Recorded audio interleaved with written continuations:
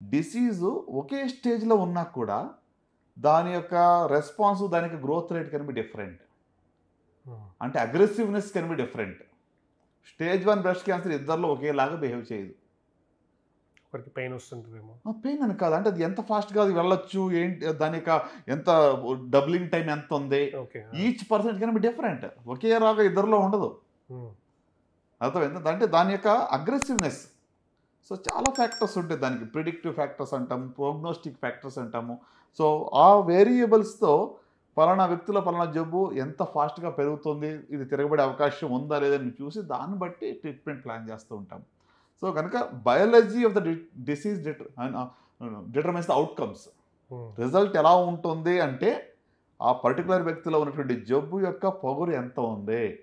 హ్మ్. రైట్? ఏ జెనెటిక్ మార్ప్స్ ఉన్నాయి, ఎంత అగ్రెసివ్ వేరియంట్స్ ఉన్నాయి దాంట్లో, దాన్ని బట్టి రిజల్ట్ ఆధారపడి ఉంటుందన్నమాట. హ్మ్.